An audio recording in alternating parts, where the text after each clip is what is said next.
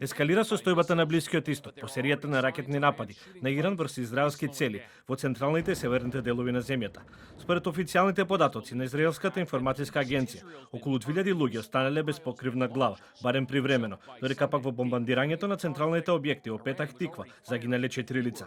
Нападите не ги одминале ни Бнеј Брак, каде што ракета погодила училиште во стамбен кварт, а ја загинато едно лице. Додека пак Иранската исламска револуционерна гарда на социјалните медиуми соопштила дека погоден бил Центарот за воено разузнавање и Центарот за оперативно планирање на Мосад. Исклучителните резултати на Израел во операцијата Разбудени лавови продолжуваат да се редат. Утрово бевме информирани дека е ликвидиран шефот на иранскиот генералштаб Али Шадмани, откако неговиот претходник беше елиминиран во претходните фази на операцијата. Човечки загуби и значителна материјална штета во последното деноноќе е регистрирана и на иранска територија, каде е била погодена иранската национална телевизија. Загинати се 3 лица, медиумски работници. Израелските власти известуваат за напади и во западен Ирак, каде израелските сили биле насочени кон воена инфраструктура, додека пак израелските разузнавачки служби тврдат дека губиле Али Шамадани, начелник на генералштабот на Иран. Израелските тврдења за хируршки прецизни напади се лажни и невистинити. Напротив, тие започнаа кампања на незаконски и неселективни напади на цивили и цивилна инфраструктура во Иран.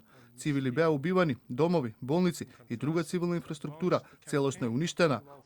Дека помеѓу граѓаните владее хаос и паника, може да се види од последната објава на новинарот Јан Панел од ABC News, кој известува дека во Тел-Авив постојано се слушаат сирени за опасност.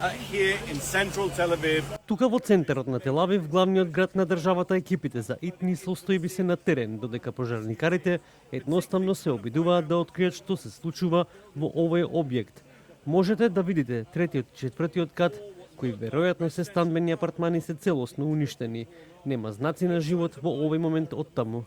Од друга страна, додека на Блискиот исток состојбата ескалира, лидерите на седумте највлијателни и најмокни економии во светот во Канада одржаа самит на кој главен фокус беше ставен токму на војната помеѓу Иран и Израел. Навистина, има понуда за средба и размена на ставови. Понудата е направена специфично за да се постигне примирие и потоа да се поттикнат пошироки разговори. Сега треба да видиме дали страните ќе ја прифатат. Во моментов верувам дека треба повторно да започнат преговори, дека цивилите мора да бидат заштитени. Посебно внимание во јавноста предизвика одлуката на претседателот на Соединетите Американски држави Доналд Трамп, кој одлучи порано да го напушти самитот, што предизвика полемика дали првиот човек на САД не се согласува со ставовите главно на европските лидери, зашто следуваше експресна реакција на Трамп. Францускиот претседател Емануел Макрон, желен за публицитет, погрешно рече дека го напушти самитот на Г7 во Канада за да се вратам во Вашингтон за да работам на примирие помеѓу Израел и Иран. Греши.